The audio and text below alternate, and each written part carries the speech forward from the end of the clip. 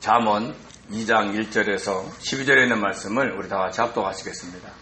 내 아들아, 내가 만일 나의 말을 받으며 나의 계명을 내게 간직하며 내 길을 지혜에 기울이며 내 마음을 명철에 두며 지식을 불러 구하며 명철을 얻으려고 소리를 높이며 은을 구하는 것 같이 그것을 구하며 감추어진 보배를 찾는 것 같이 그것을 찾으며 여호와 경외하기를 깨달으며 하나님을 알게 되리니 대저 여호와는 지혜를 주시며 지식과 명철을 그 입에서 내심이며 그는 정직한 자를 위하여 완전한 지혜를 예비하시며 행실이 온전한 자에게 방패가 되시나니 대저 그는 정의의 길을 보호하시며 그의 성도들의 길을 보존하려 하심이니라.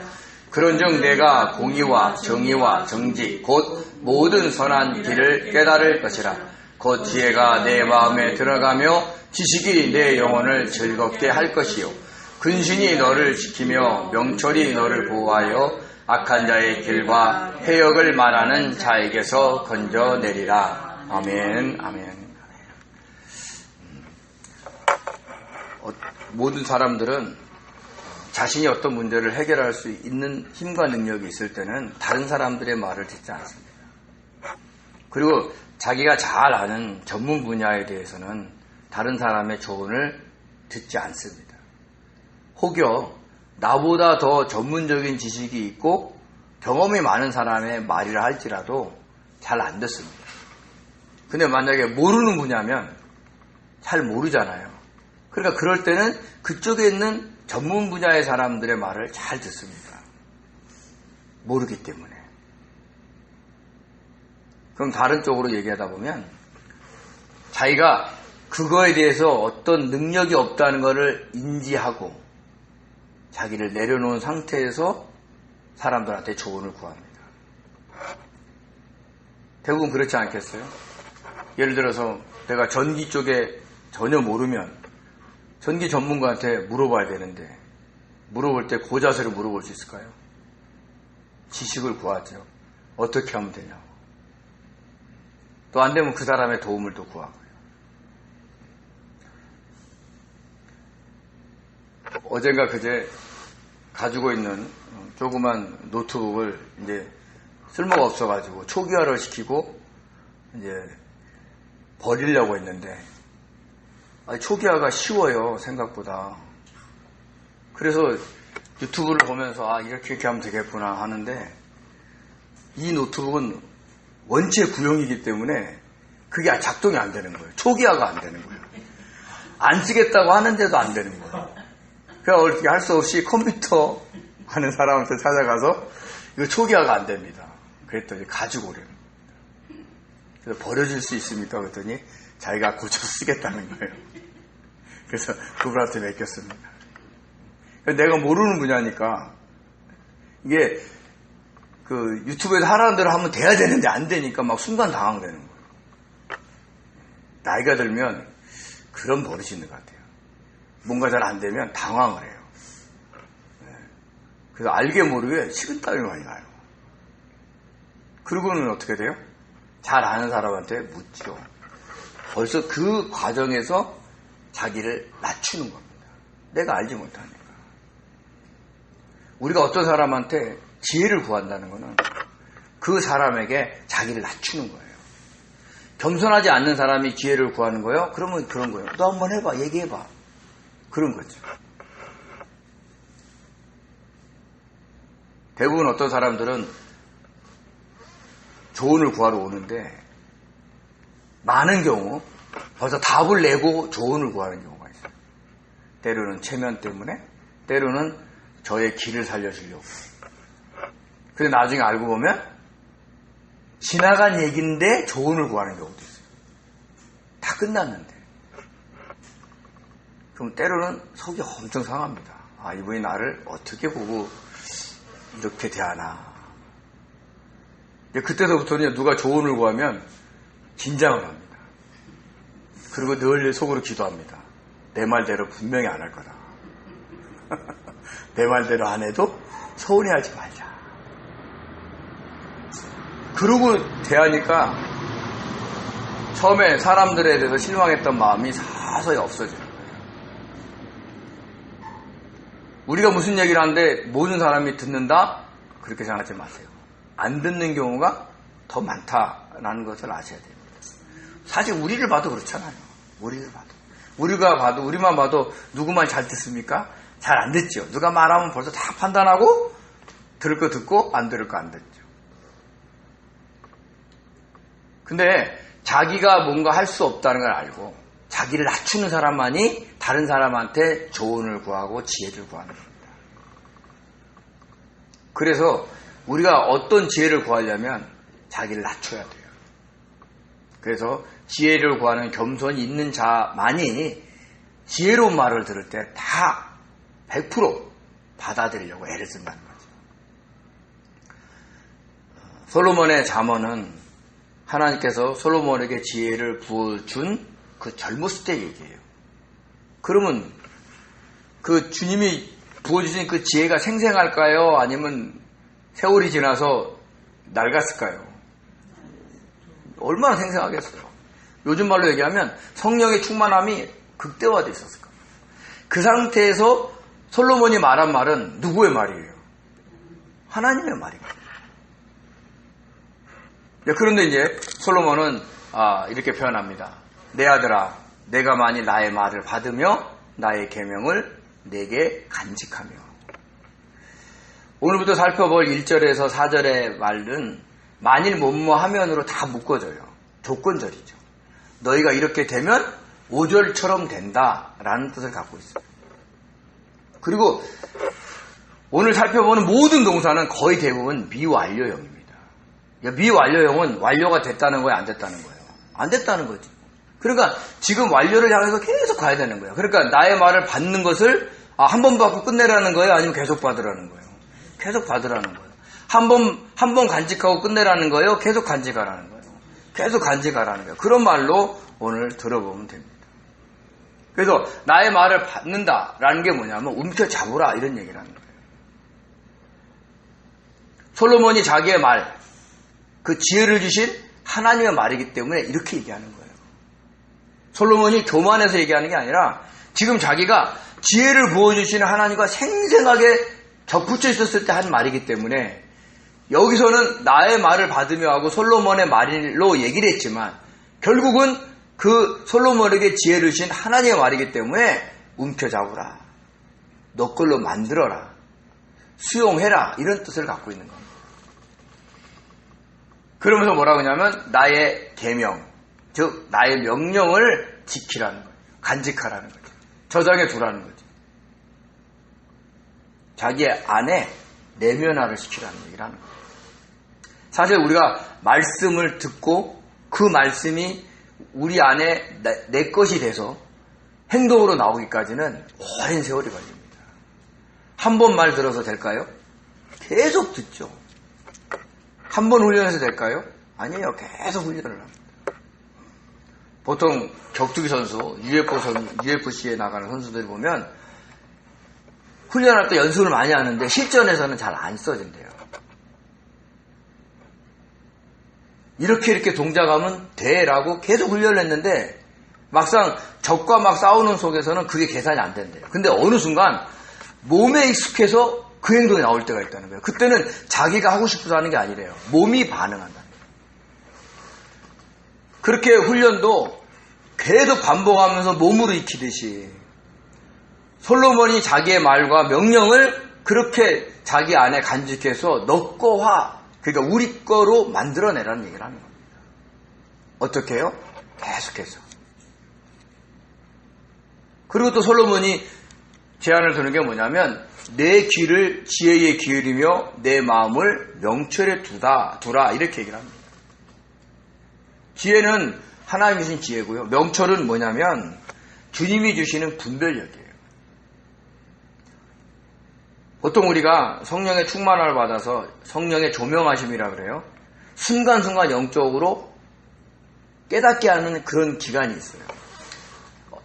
어떤 거냐면 마치 우리가 아주 칙 같은 방 안에 들어갔는데 갑자기 한쪽에서 전구가 반짝하고 들어와요. 그럼 순간 그 방 안에 있는 모습이 보일까요? 안 보일까요?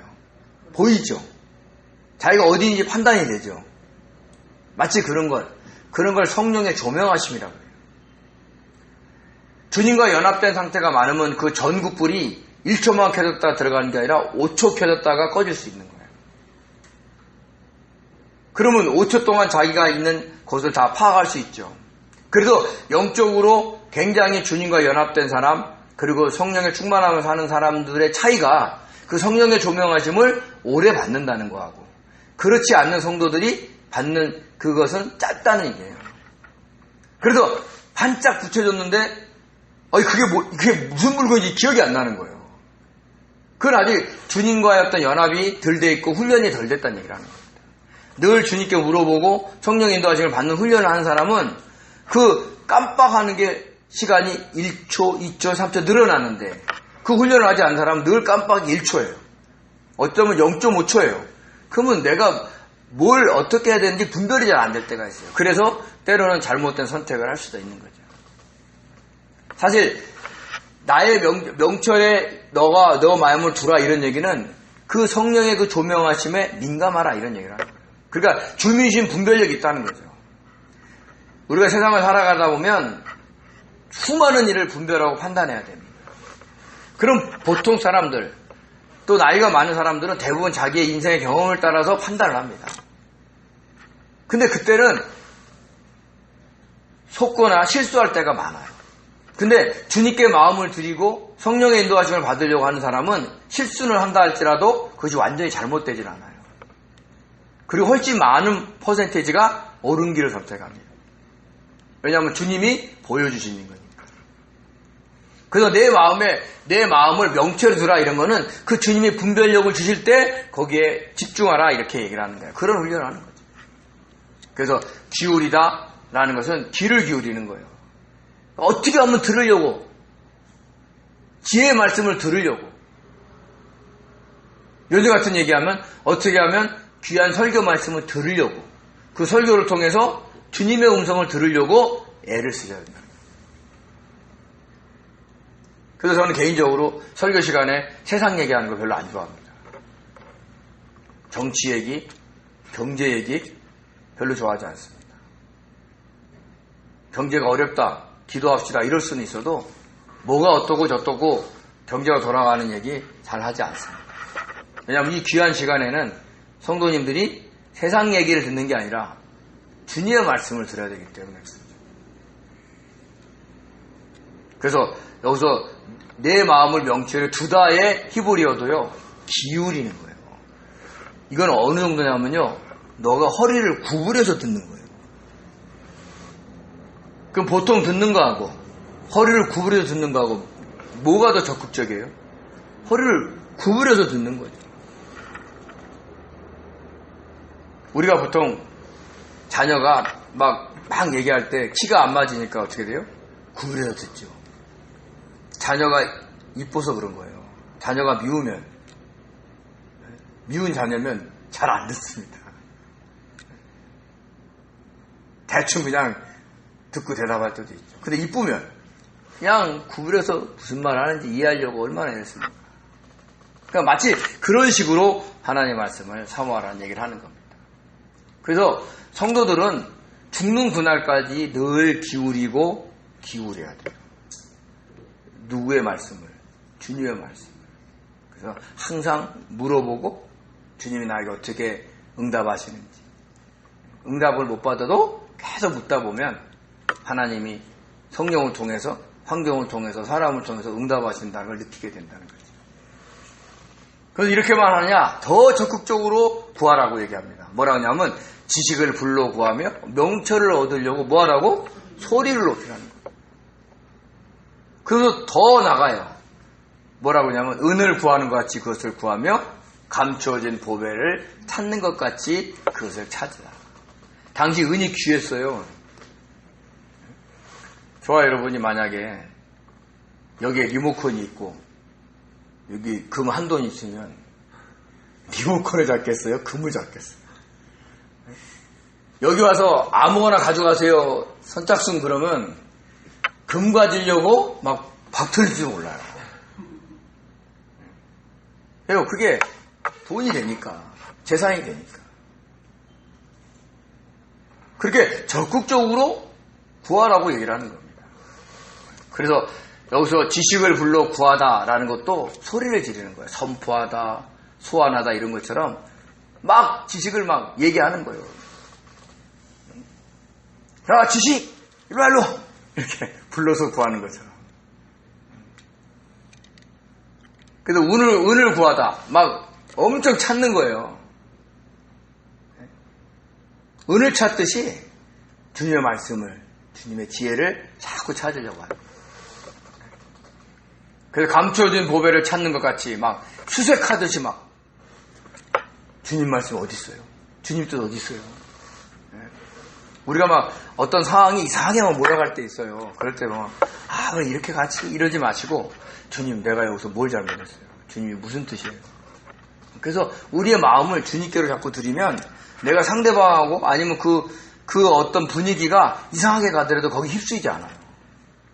근데 막 자존심 상하고 또 때로는 또 여건 생각하고 막 이러다 보면 거기에 막 휩싸이는 거죠. 우리는 그때 감추인 보배를 마치 찾듯이 주님의 지혜를 구하셔야 된다는 거예요. 주님께서도 천국을 비유할 때 이렇게 비유했습니다. 천국은 마치 밭에 감춰진 보화와 같다라는 거예요. 보화는 보화인데 어디에 있어요? 밭에 감춰져 있어요. 근데 사람이 이를 발견하고 숨겨두고 기뻐 돌아가서 자기 소유를 다 팔아 그 밭을 사는 거예요. 왜요? 거기에 뭐가 있어서? 부화가 있으니까. 천국을 아는 사람, 그런 사람이 이렇게 살아간다는 얘기를 하는 겁니다. 자기 소유를 다 팔아요. 여기서 소유를 판다는 것은 자기 재산도 파는 거지만 자기의 생각, 자기의 어떤 경험 다 내려온다는 얘기를 하는 겁니다. 그리고 밭을 사야 그 안에 있는 부화가 보이는 거예요. 내가 막 펄펄 살아있는데 주님의 뜻이 들릴까요? 안 들립니다. 저는 그런 경험을 합니다. 예전에 막 화가 나서 막 얘기하면 옆에서 말리는 사람 소리가 안 들려요. 거기에 막 화난 것에 내가 취해버리니까 이 사람이 크게 얘기해도 그게 들리긴 들리는데 무슨 소리인지 모르는 거야. 막 지금 내가 이것을 따져야 되고 막 화를 내야 되니까 잘 안 들려요. 근데 내가 화를 진정시키고 내가 나를 내려놔 버리면 주변에 있는 소리가 들리는 겁니다. 우리가 막 어떤 일로 해서 주변이 막 분주해 돌아갈 때 막 그것을 갖다가 막 화해시키려고 그것을 어떤 해결하려고 막 얘기하지 마시고 그럴 때 막 사람들이 막 서로 얘기할 때 주님 이거 어떻게 해야 됩니까? 하고 주님을 찾는 훈련을 해보세요. 그러면 때로는 그 환경에 주님이 나에게 원하시는 말과 행동을 할 수 있을 때가 있다는 거죠. 그것이 밭에 감추인 부화를 사기 위해서 자기의 소유를 파는 사람의 삶인 겁니다. 그렇게 지혜를 찾으라는 얘기예요. 귀한 보석을 찾듯이 감춰진 보배를 찾듯이. 주님 분명히 이 환경에서 주님의 뜻이 있을 텐데 이게 뭐예요? 어떤 환경이 막 돌아가는데 마음이 막 서운하고 막 짜증나고 내 뜻대로 안 되니까 막 신경질이 나고 막 이럴 때 주님 내가 뭘 놓쳤어요? 제가 왜 이렇습니까? 그러면서 주님의 뜻을 물어보면 주님이 우리들에게 알려주시는 거예요. 너가 기대가 많아서 그렇다. 너가 자랑해서 자랑하려고 그랬다. 너가 너무 앞서갔다. 주님은 얼마든지 우리를 훈계하셔요. 그때 그거를 듣고 깨닫는 사람이 점점 주님이 원하시는 그 말과 행동을 할 수 있다는 거예요. 자, 그렇게 되면 어떻게 되느냐? 바로 5절에 이렇게 됩니다. 여호와 경외하기를 깨달으며 하나님을 알게 된다는 거예요. 지혜가 근본이 뭐예요? 여호와를 경외하는 거죠. 근데 이렇게 만일 너희가 이렇게 하면 그때 너희가 뭘 깨닫느냐? 여호와 경외하는 것이 맞는 거다라고 깨닫게 된다는 거죠. 왜요? 천지 만물을 주관하시는 분이 누구예요? 하나님이시죠. 주님이세요. 이끌어 가시는 분이 그분이라는 걸 안다는 거예요. 그렇게 예민하게 자기를 내려놓고 겸손하게 지혜를 찾다 보면 모든 환경을 끄시는 분이 거기에서 하나님의 뜻이 이루어지게 하시는 성령님의 그 그 역사를 알기 때문에 여호와를 경외하는 것이 지혜의 근본이다라는 걸 깨닫게 된다는 겁니다. 그래서 우리가 겸손해질 수 있는 거죠. 여기서 깨닫다라는 히브리어 비는요, 이해하다, 분별하다 이런 뜻을 갖고 있습니다. 자, 그렇게 여호와 경외하는 게 깨달아지면, 하나님을 알게 되면 어떻게 될까요? 그럼 그분이 어떤 분이라는 걸 알 거 아니에요. 그러니까 앞에서는 지혜를 구하고 명철을 구하고 막 이렇게 하다 보면 여호와 경외하는 것을 깨닫게 되고 하나님을 알게 되는데, 그 하나님을 어떻게 하냐는 거예요. 그 하나님은 이런 거죠. 대저 여호와는 지혜를 주시며 지식과 명철을 그 입에서 내십니다 라고 얘기를 하는 거예요. 아까 얘기한 것처럼 그 명철은 이해하는 거예요. 성령의 조명하심으로 그 환경 아니면 그 뜻, 그걸 반짝 이해하는 걸 얘기하는 거예요. 분별이 된다는 얘기를 하고 있는 겁니다. 그러니까 이렇게 지혜를 주시고 지식과 명철에서 지식의 명철을 입으로 내신다. 우리에게 알려준다는 얘기를 하는 거예요. 주님의 음성을 듣는 사람이 얼마나 많겠어요? 거의 없어요. 특별한 은사자 외에는 잘 못 듣습니다. 그러면 그 주님은 어떻게 말씀하세요? 우리 안에 내주하고 있는 성령을 통해서 성령이 우리의 영과 같기 때문에 영과 영에 통해서 알려주시고 그 깨달음으로 우리 혼이 듣는 거예요. 그래서 그 지식과 명철을 입에서 내시는데 그걸 우리가 듣게 되는 거죠.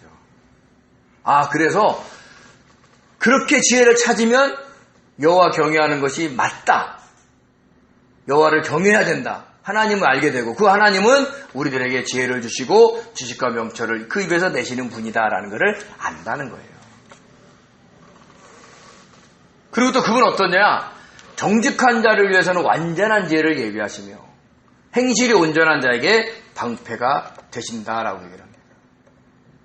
요즘에 그냥 얼마나 세상 살기가 어렵습니까? 이게 기술이 발달될수록 이게 사람들의 정보를 빼가지고 그 사람들을 막 속이거나 아니면 자기의 투자로 유치하려고 하는 거예요. 어젠가 그제 보니까 뉴스에 나왔더라고요. 어떤 20대 젊은이가 지하주차장에서 차를 막 앞에 가갖고 마치 절도하는 것처럼 이 차 쳐다보고 저 차 쳐다보고 그러더라는 거예요. 나중에 알고 봤더니 거기에 적혀있는 전화번호를 수집하고 있었던 거예요. 자기 어떤 그 일에 그 사람한테 홍보하려고. 그러면 건전한 일이 아니면 어떻게 돼요? 사람들을 속이거나 유혹하려고 하는 거예요. 옛날보다 지금은 정말 하루하루를 긴장하면서 살아야 돼요. 기술이 발달될수록 더 그래졌다는 거죠. 근데 그럴 때 하나님께서 뭐라 그래요? 행실이 온전한 자에게는 방패가 되신다는 얘기를 하는 겁니다. 정직한, 이것은요, 올바르게 사는 사람 얘기예요. 완전한 지혜다라는 것은요, 건전하고 효과적인 지혜를 주신다는 거예요. 아무나 지혜를 주시는 게 아니라 정직한 삶을 사는 사람에게 하나님이 지혜를 주시는 거예요. 나쁜 짓을 하는데 막 주님이 지혜를 확 주셔가지고 막 더 나쁜 짓을 하게 되고 더 머리를 써가지고 이상한 거 만들어내고 그러면서 주님이 지혜를 주셨어. 그렇게 얘기하면 안 된다는 얘기를 하는 겁니다. 옛날 미국 영화에서 그 청부살인업자가 사람을 총으로 딱 쓴 다음에 가프를 했어요. 주님이 너를 축복해 주기를 원한다. 그냥 거기는 그 기독교가 토대가 됐다 보니까 나쁜 짓을 해도 자꾸 주님을 끼어들이는 거예요. 자기가 사람을 죽여놓고서는 가프를 했어요. 천국 보내달라 그러는 건지 어쩐 건지 몰라도 그러는 거예요. 우리가 나쁜 짓을 하는데 하나님이 도와달라, 그거는 옳은 방법이 아니에요. 그래서 그분은 어떤 분이냐? 정직한 자에게는요, 정말 효과적인 지혜를 그때그때 예배해 주신다는 거예요. 그 상황에 맞게끔 예배해 주시고, 왜요? 올바르게 살아가는데. 그러니까 우리가 보면 이럴 때는 세상 사람들이 성도를 말할 때, 아, 저 사람은 참 도덕적으로 훌륭한 사람이야로 이해가 되는 거예요. 근데 성도는 주님 앞에서 올바르게 살아가려고 애를 쓰는 사람이라는 거죠. 그런 사람에게 하나님은 어떻게 해요? 완전한 지혜를 주신다는 거죠. 또한 행실이 어떻게 돼요? 청렴한 자, 행실이 온전한 자, 그런 자에게 하나님 방패가 되신다는 거예요. 막 마약도 하고 막 술도 많이 먹고 그런데 하나님 나 건강으로 지켜주세요.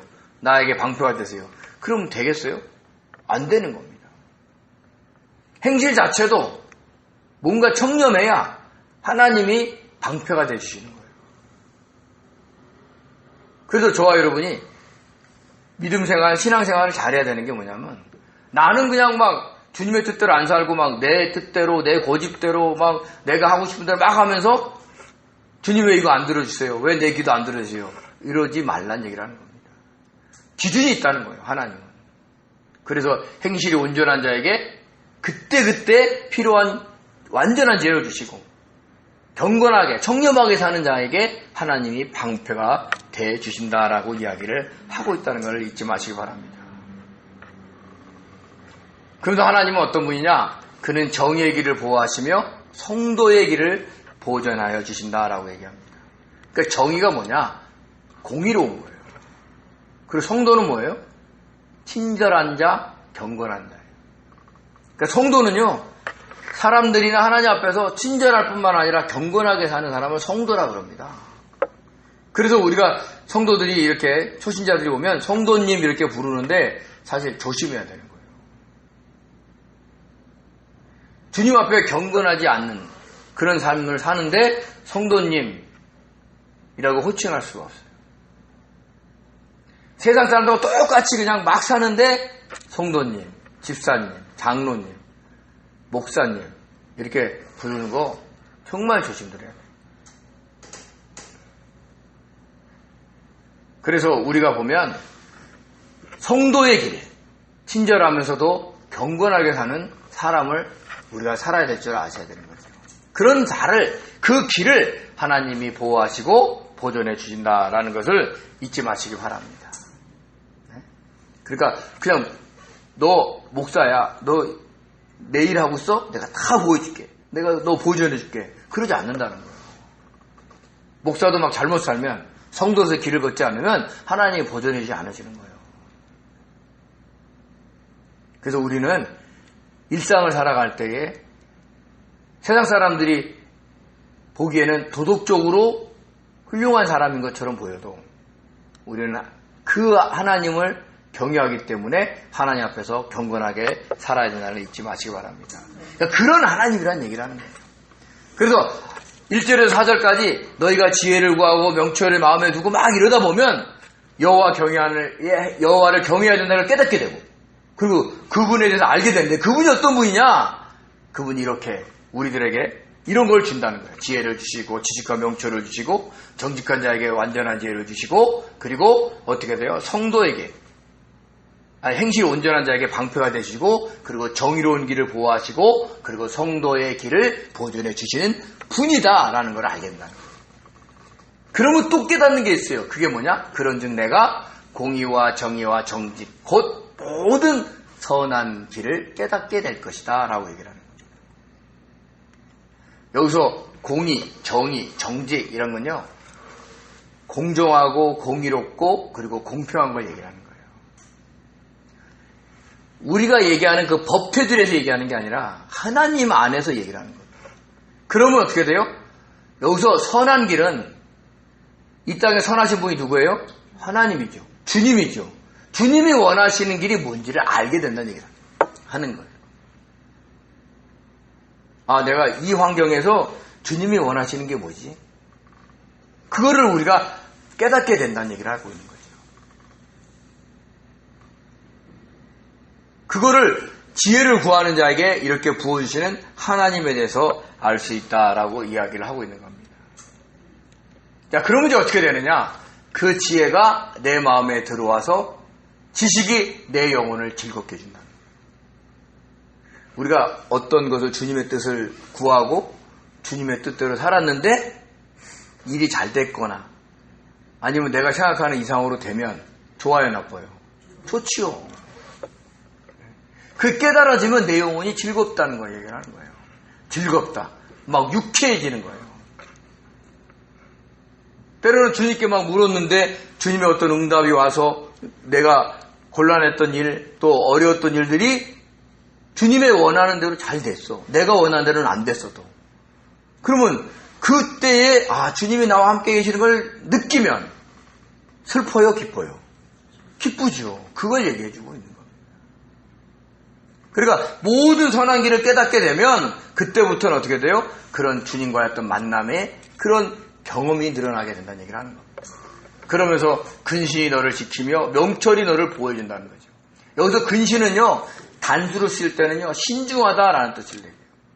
그러니까 주님을 알다 보면 우리가 어떻게 돼요? 말과 행동이 신중해집니다. 함부로 얘기하지 않아요. 자기를 자랑하려고 허세 부리지도 않아요. 그러면 그런 사람들을 어떻게 돼요? 진중하게 얘기하기 때문에 자연적으로 자기가 지켜주고 보호가 되는 겁니다. 그러면서 주님이 주시는 그 명철로 인해서 알게 되니까 내가 어떤 환경에 어떻게 행동해야 되는 것을 깨닫게 됨으로 인해서 보호를 받게 되는 겁니다. 가장 중요한 게 뭐냐? 악한 길과 폐역을 말하는 자에게서 건져내신다라고 얘기를 합니다. 여기서 폐역은요, 사악한 사람이에요. 그러니까 우리를 잘못되게 하려고 접근한 사람이 있을 수 있다는 거죠. 근데 그 사람이 막 도깨비 차를 쓰고 올까요? 아니면 양 같은 얼굴 할까요? 양 같은 얼굴 하고 와요. 우리를 너무 도와주려고 막, 우리를 돕지 못해서 어쩔 줄 몰라가지고 막 하는 사람으로 와요. 그때 하나님께서 어떻게 돼요? 순간 지혜를 주셔서 마치 잡아채듯이 건져주신다는 거예요. 어떤 자에게? 지혜를 구하고 경건하게 사는 사람들에게. 저도 막 어떤 경우가 있어요. 거의 넘어갈 뻔했는데 마지막 부분에 이게 아닌 것 같아. 그래가지고 되돌린 경우도 몇 번 있습니다. 왜요? 나한테 잘해준다니까. 내가 물질적인 이익이 생긴다니까. 순간 거기에 넘어갈 수밖에 없다는 거죠. 근데 그때 하나님을 찾고 주님의 뜻대로 살아가는 사람을 마치 잡아채듯이 하나님이 건져주신다는 얘기를 하는 겁니다. 어떤 자에게? 지혜를 구하는 자에게. 명철을 마음에 두는 자에게. 그러니까 이 얘기는 뭐냐면 늘 주님의 뜻을 묻고 성령의 인도하심을 받으면서 말하고 행동하려고 하는 사람들에게 이런 걸 준다는 거예요. 주님의 뜻 묻고 성령의 인도하심을 받는 사람이 나쁜 짓 하겠어요? 하나요? 어렵습니다. 힘들어요. 그럼 자연스럽게 주님이 보호해 주시고 보존해 주신다는 거예요. 저와 여러분이 항상 그 지혜를 구하듯이 그 지혜 되시는 주님의 뜻을 자꾸 구하십시오. 그러면 언제나 항상 주님은 우리를 구원해내시고 건져주신다는 거 잊지 마시기 바랍니다. 그래서 지혜를 구하는 겸손, 그리고 그 지혜가 주는 유익을 받아 누리는 복된 성도 되시기를 예수님의 이름으로 축원드립니다. 기도하겠습니다. 은혜로우신 하나님 감사드립니다. 주님께서 저희들을 사랑하셔서 아버지 하나님 지혜 되시는 주님의 뜻을 구하게 허락하심에 감사드립니다. 지혜를 구하는 자가 여호와를 경외하는 것이 온전하고 합당한 길이라는 것을 깨닫게 되고 그로 인해서 하나님이 주신 것을 받아 누리게 되고 그로 인해서 우리가 정말 모든 악한 자와 그리고 폐역한 자의 손에서 건짐을 받는다는 것을 알게 도와주시고 늘 주님의 뜻 묻고 주님이 알려주시는 대로 순종하며 사는 복된 성도 되게 도와주시옵소서. 그래서 이 땅을 넉넉히 이기며 살아갈 수 있도록 축복하여 주시옵소서. 감사하며 예수님의 이름으로 기도드립니다. 아멘.